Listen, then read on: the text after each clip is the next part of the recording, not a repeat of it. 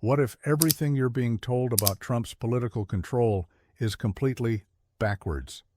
What if his supposed dominance over the Republican Party is actually covering up his biggest failures? This week, something strange happened that nobody wants you to notice.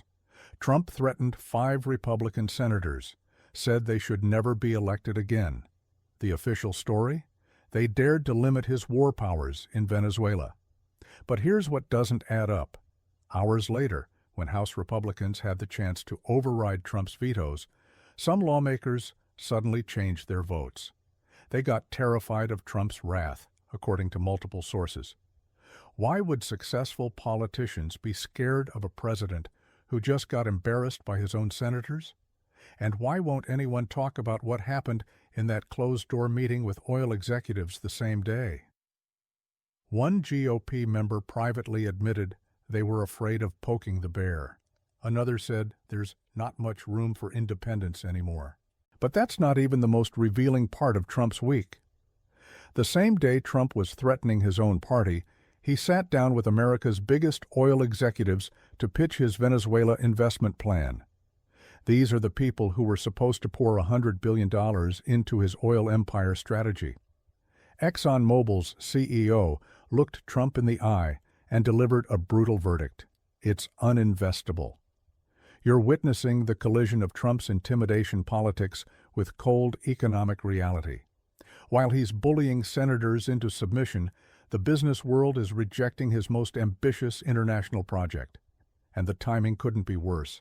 China just proved why Trump's entire Venezuela oil strategy might be worthless. They bought over 11 million electric vehicles last year, out of 18.5 million sold globally. China's transportation sector has already reached peak oil. They don't need Venezuelan petroleum anymore. One expert put it perfectly. Venezuela needs China far more than China needs Venezuela. Trump's response to these mounting challenges reveals everything about how power actually works in his administration. When Republican senators defied him on Venezuela war powers, he immediately lashed out with personal attacks and political threats. The intimidation worked exactly as intended. Multiple House Republicans who were planning to override Trump's vetoes suddenly changed course after seeing what happened to their Senate colleagues. Members who would normally be supportive have to balance not stepping out of line with the White House, one GOP lawmaker explained. The fear is palpable. But intimidation tactics don't work on oil executives with balance sheets to protect. Harold Hamm, a major Trump donor and prominent wildcatter, signaled he needed far more assurances before backing any Venezuelan investment. The executives demanded security guarantees that Trump couldn't provide. They questioned the legal frameworks that don't exist. They expressed skepticism about political stability that depends entirely on Trump's personal control. There are a number of legal and commercial frameworks that would have to be established to even understand what kind of returns we would get, ExxonMobil's CEO explained during the White House meeting. Trump tried to reassure them with typical bluster, promising total safety, total security, while offering no specifics and refusing to commit federal resources. When that didn't work, he threatened to find other companies willing to take their place. The disconnect between Trump's political power and business reality becomes even starker when you examine what's happening with his primary oil customer. China isn't just reducing petroleum imports gradually. They're racing toward complete energy independence. China is building 510 gigawatts of solar and wind capacity on top of 1,400 gigawatts already online. They've committed to increase renewable energy to 3,600 gigawatts by 2030. That's 6 times what they had in 2020. Chinese company BYD just upended Tesla as the world's largest EV seller. They're exporting record numbers globally, particularly to developing nations that represent future growth markets. One energy expert characterized the strategic mismatch perfectly. The largest economy in the world is embracing a petrostate approach while China races toward the energy of the future. The practical implications are devastating for Trump's Venezuela calculations. About 400,000 to 500,000 barrels of Venezuelan oil flow to China daily. If American military intervention forces China to reduce purchases, they'll simply buy from Iran and Russia instead. This economic reality explains why even Trump's most loyal business supporters are backing away from his international ventures, while his political intimidation reaches new extremes. The intimidation campaign extends far beyond Venezuela policy into a systematic effort to eliminate any form of Republican independence. Trump's threats against the 5 senators were designed to send a message to every other potential defector. Kentucky Representative Thomas Massie, who regularly opposes Trump, believes he understands the strategy. "I think he's attacking me to keep the rest of these guys in line. He's trying to drive home that if you don't stay in line, I'll give you the Massie treatment." The tactic proves effective with many Republicans. When House members faced the opportunity to override Trump's vetoes, several who had been planning to vote for override quietly changed their minds after witnessing the Senate attacks. But the strategy creates its own vulnerabilities. Nebraska Representative Don Bacon, who is retiring, said Trump's bullying actually emboldens him to oppose administration policies. "Being bullied by the president doesn't help with me," Bacon explained. "The retirement factor matters. Republicans who aren't seeking re-election feel less pressure to comply with Trump's demands. But for those facing primary challenges or competitive general elections, the fear of presidential retaliation shapes every vote." This political intimidation occurs alongside Trump's most ambitious claims about rooting out fraud across the federal government. The administration has frozen child care payments in Minnesota, begun auditing Medicaid billing in multiple states, and promised to name a special assistant attorney general for fraud prosecution. Vice President J.D. Vance announced that the Treasury Department is stepping up oversight of financial institutions in Minnesota with plans to roll out similar monitoring nationally. The fraud investigation efforts span multiple programs. Agriculture Secretary Brooke Rollins claimed that 186,000 dead people's Social Security numbers were being used to collect food stamp benefits. She also alleged that 500,000 people were receiving benefits more than twice. In Medicaid programs, the administration found that 2.8 million people were enrolled in multiple states or had both Medicaid and subsidized Affordable Care Act coverage simultaneously. States made nearly $208 million in payments to insurers on behalf of deceased enrollees over a single year. The Government Accountability Office estimated that between $233 billion and $521 billion in federal dollars could be lost annually to fraud across all programs. That represents 3% to 7% of average federal obligations. But analysis of these claims reveals a more complex picture. Many alleged fraud cases turn out to be administrative errors, outdated technology problems, or documentation issues rather than deliberate criminal activity.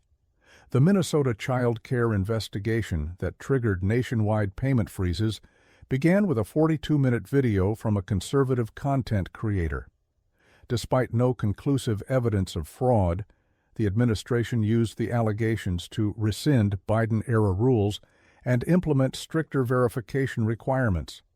Investigation reveals that the Trump administration had signaled plans to review these rules well before the Minnesota allegations surfaced, suggesting the fraud concerns provide convenient justification for predetermined policy changes. The pattern extends to other enforcement actions. When an ICE agent killed 37-year-old Renee Nicole Good in Minneapolis, the administration immediately characterized her death as domestic terrorism and evidence of organized left-wing resistance. Minnesota Governor Tim Walz responded by placing National Guard troops on standby, creating the potential for another federal-state confrontation over military authority. Walz warned residents not to take the bait that could allow Trump to deploy federal troops or invoke the Insurrection Act. "Do not allow them to declare martial law," the governor cautioned. Trump's previous attempts to federalize National Guard troops in Los Angeles, Portland, and Chicago failed in federal courts. Judges repeatedly ruled there wasn't sufficient evidence that federal agents needed military assistance to enforce the law. The Supreme Court confirmed this interpretation last month, writing that the government has not carried its burden to show that the law permits the president to federalize the Guard in the exercise of inherent authority to protect federal personnel and property. On New Year's Eve, Trump announced he was ending efforts to deploy National Guard troops in those cities, but suggested the retreat was temporary. We will come back, perhaps in a much different and stronger form, when crime begins to soar again. The Minneapolis situation could provide Trump with the pretext he's been seeking to test expanded presidential authority over state military forces.